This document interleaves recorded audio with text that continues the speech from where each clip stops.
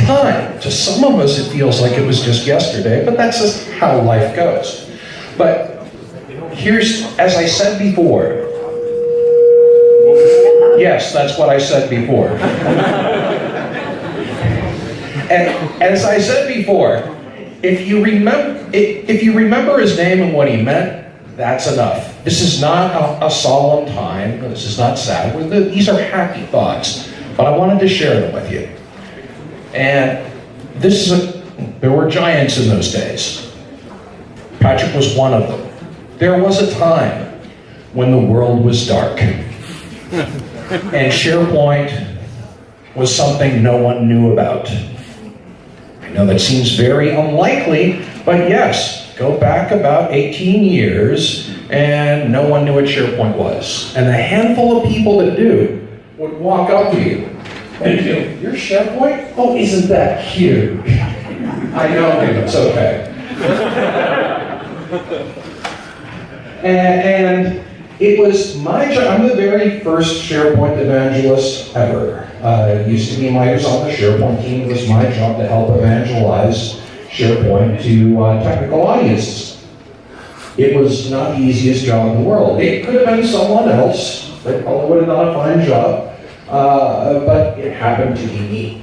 And at the time, we were trying to, at Microsoft, push out a lot of information to persuade people to develop for SharePoint. And today, Microsoft is very deeply involved with community and loves it, but that wasn't true then. It's not that they didn't care, it's just that we didn't have a clue. So, well, we were going around trying to do top-down efforts to persuade people to care about SharePoint. This guy and his business partner, Wim, they had founded U2U. They were doing .NET training. I think they were the first .NET training company in Belgium. They were doing just fine. Yes, I know, those are really, really, really dated things. Those were old by the time I met him. But they were doing plenty of training and plenty of community work. And there were other people in other places doing community work, but I was actually in awe of the degree to which U2U was getting a lot of stuff done, kind of without us knowing about it. And so, yeah, classes all the time on many subjects, especially SharePoint. This is the gang from way back when. There's Patrick right there. Actually, this is Karim Bosch, who is right here, one of the team that put this on today, and she's the one who found most of the slides. You'll see a rotating slide set coming. Karim produced all of that and found most of the photos in this presentation. She's just very shy, so I got asked to do the talking. And Patrick wrote a ton of content, all the courseware for a lot of this stuff. He was a very, very, very busy guy doing a lot of things. And in fact, Patrick and the rest of the U2U gang had come up with things like the smart part, making it easier to build web parts back when it was very difficult, or the camel builder. There were all sorts of different things they were doing that mattered a lot, not just to Belgium, not just to Europe, but to the world. And in amongst all of this, Patrick and I met online. He'd seen me speak before and so on, but we'd never met. Well, I couldn't find a copy of his original blog post, but this is my one where I had to reply and do an apology. And the reason was, Patrick had said Microsoft had not called any attention to the smart part. They've been silent about it. And I just, in a pleasant way, sent in a comment saying, hey, sorry, didn't mean not to do that. Everybody's smart part is great. But they thought that was, a few people, not Patrick, but a few other people thought it was sarcastic. This is when I learned you can't assume tone of voice when writing for the internet. Early days. Well, that's okay. I explained what Microsoft's relationship with the community was back then, and at the time, if we couldn't support it, we couldn't endorse it. Very different days. But I said, actually, I love what they're doing, and so on and so forth. Well, we met face to face not long after that, and became actually very close friends very quickly. Well, what happened was, once we realized that people outside of Microsoft also wanted to get people out there caring about SharePoint, we realized we should all work together. So Patrick and the guy to the right, that's Ted Pattison. Ted lives in the United States, in Florida these days. At the time he was in California, but the two of them became the two apostles.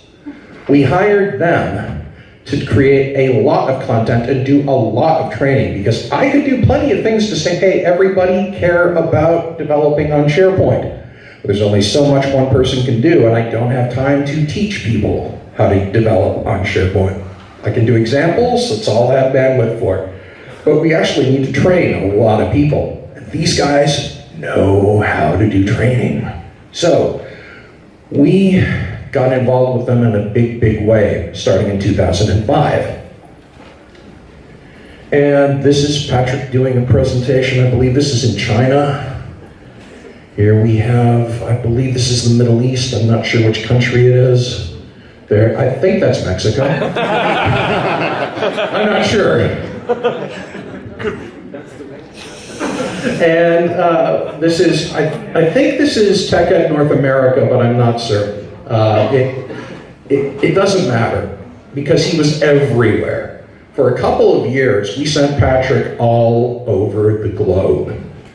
And they took the initiative, of Patrick and Ted, to start creating a ton of content. So here's a lot of publications that came out. Patrick did that. Here's the guys, Patrick and Ted. This is the first major book on how to develop on Windows SharePoint services, at least the first one I liked. Yeah, here's one on SharePoint Server. Patrick wrote this all by himself. Once upon a time, there was a really big difference between Windows SharePoint services and SharePoint Portal Server. And if you have no idea what I'm talking about, you're very, very lucky.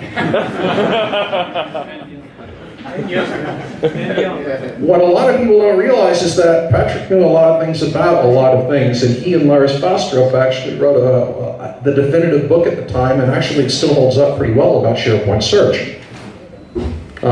Things have changed very recently, but this book survived in utility for a good 5 extra years. It was nice, actually more than 5. And this is a shot of Patrick and I working on the table of contents and the outline for what would have been his book on how to develop for SharePoint 2010. You can see that we're working very, very hard. We're in Antarctica. You see, in the course of sending him around the globe to train people, he had hit all 6 of the 7 continents. I know to some people in Europe there are 5 continents. You're wrong. I love you, but you're wrong. There are 7 continents. How about this? He had been to every continent, no matter how you define it. North and South America, to me, are 2 different continents. He'd been to both. But we are in Antarctica, and we actually did a little bit of work on the ship that was docked outside of Antarctica. So, yes, we're really on Antarctic soil. And so for the 2 of us, it was our 7th and final continent. And SharePoint was involved along the way. And we were the first SharePointers in Antarctica. I have proof. And I just like these photos. They're nice shots of them. Actually, they're kind of washed up because of the projector. When we run through the rotation, go look at the screen. They're very, very nice shots. But yeah. Patrick was a clever and interesting guy, but when people asked me what he was like, here's the thing. He was very quiet and very reserved. If you saw him present, he was engaging, he was fun, he was interesting and everything else. But if he was in a room and he wasn't on stage, you'd be tempted not to notice him. Again, because he was quiet. He didn't have anything to prove to anyone. He was really good at this. But as anyone will tell you, or as the saying goes, The ones that are quiet are the ones that you have to watch. So yeah, there he is. Yeah, there I am too. That's back when my hair was darker. Spence Harbar, Stacy Draper. This is one of the first gatherings of MVPs. You see, the MVP program at Microsoft existed for a long time, or has existed for a long time, but SharePoint wasn't a part of it right away.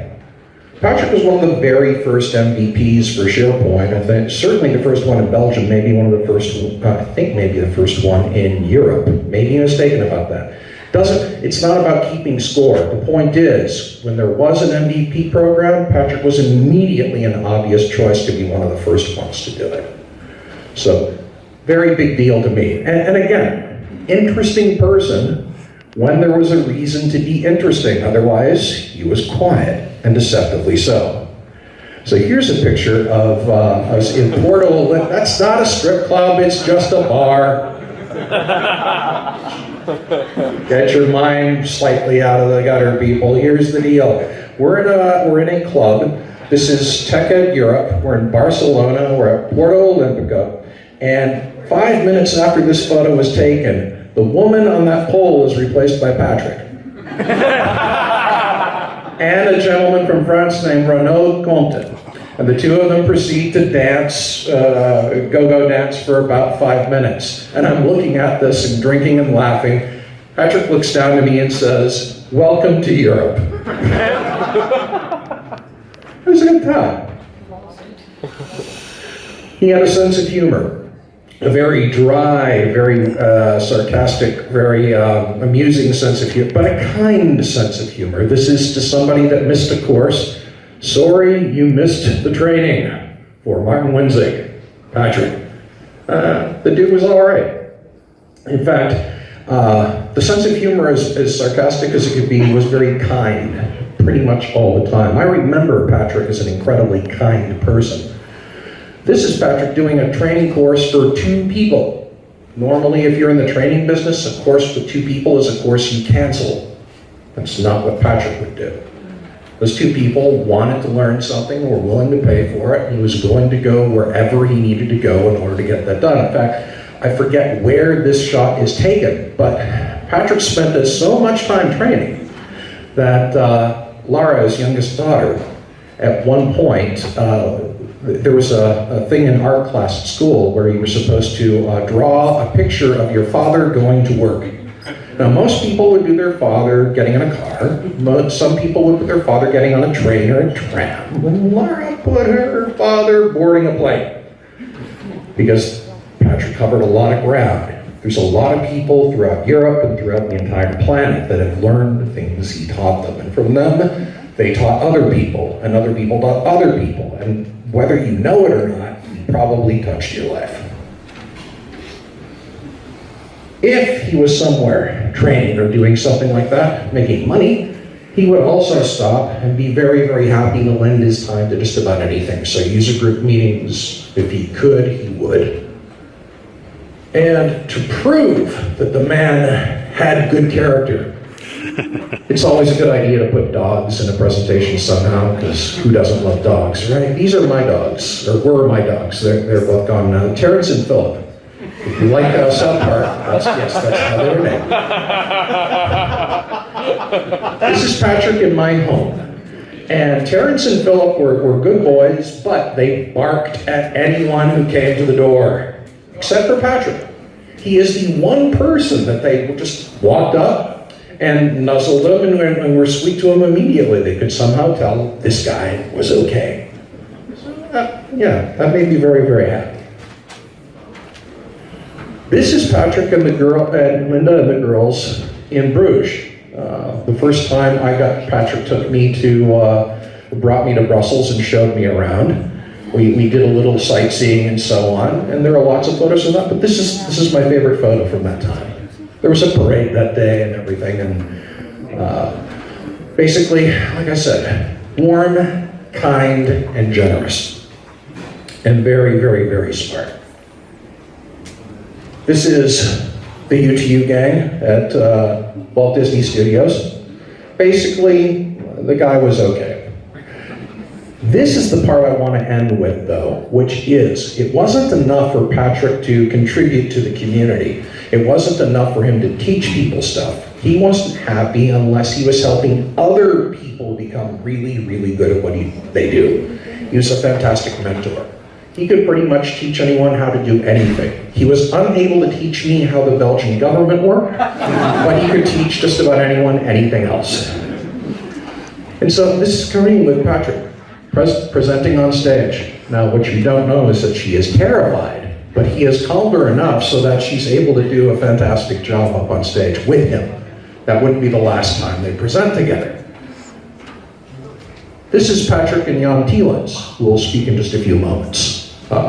Again, there are people here that are fantastic members of the community that were coached and became much more than they were before they met Patrick into something much nicer because of Patrick. And he was always online at ridiculous, stupid times of the day. In fact, I lived at the time in Seattle. Didn't matter. He was always online. If I was conscious, he was conscious, which meant the man never slept, which explains the heavy, heavy use of coffee. Anyway, the point is, he was generous, he was giving, he was active, and he was engaged. In fact, I can't think of something that would make him happier on a professional basis than seeing this crowd. This is a photo of you guys today. The fact that the Belgian SharePoint community has gotten to be this big and this engaged, that's a very, very nice legacy for a very nice man. So I'd like to say, not only were there giants in those days, there are giants in these days, and they're traveling along the same path that he blazed. So with that, thanks, Patrick. It's been good to have known you, and I think we did you okay. Thanks, everybody.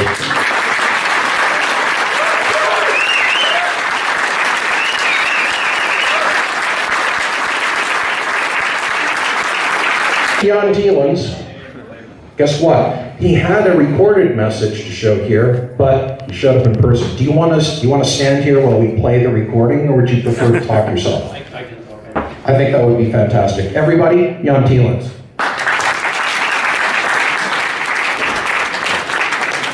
Thanks, Mike. You raised the bar quite a bit to tell this story. So yeah, I'm Jan. For the let's say the younger people in this room, a long time ago, I did a little bit of SharePoint. No, just kidding. I did quite a bit of SharePoint, and I'm still very proud about that. And well, that's also the way how I got to learn Patrick. And a couple of weeks ago, Karine asked me, "Hey Jan, do you want to come to SharePoint Saturday again and tell a story about Patrick?" And as you can imagine, well, in all those years that I worked with Patrick at UTU, there are quite some stories. So I gave it some thoughts, and I picked like one story that I thought it would be cool to tell you guys today. And the story that I picked was like how I got to join UTU, which is, I think, pretty entertaining. So to explain that story, we need to go back many, many years, like SharePoint 2003 with Windows SharePoint services, .NET 1.1, all great technology. And so many, many years ago, UTU was like the company that you wanted to work for if you were dealing with Microsoft technology in Belgium. So, well, it was always like a dream for me to go and work for a company like that. Back in the days, Microsoft also still had budgets to organize some pretty nice parties. So if you still remember that, many, many years ago. And they organized a party, if I remember correctly, it was at the Belgian coast somewhere. They invited a lot of geeks to come there and to have a drink and to have a small party. So Patrick was there, I was there with a bunch of other people. In the evening, though, there was really like a party going on with a dance floor. There was a little bit of beer involved as well, and everybody was having a great time. Quite late in the evening, we were on the dance floor, and I have to tell you, I'm not a very good dancer at all. Patrick was a slightly better dancer, but we were having tons of fun. Everybody was on the dance floor, and so forth. And at a certain point in time, he said to me, Jan, he shouted because there was a lot of music in the room. He said, Jan, you have to come and work at U2U, and together with me, we will be doing some cool stuff. And remember, back in the days, U2U was like the company that you wanted to work for. They had people like Patrick, of course, but also Wim. Karin was working over there. They had Peter Heemschoot, who's still working there, Jurgen Postelman. So for me, it was like, that's not possible. But remember, there was a little bit of beer involved, so I decided, let's test a little bit how serious Patrick is about me coming to U2U and go work there. So I waited till the next morning in the hotel after the breakfast. I went to Patrick and I said, hey Patrick, everything okay? Yeah, we had a great party yesterday. I said, yeah, about that party, do you still remember what you told me on the dance floor? And he said, of course, Jan, I remember. I really want you to come and work with me at U2U. We will go see the entire world, talk about SharePoint, evangelize SharePoint.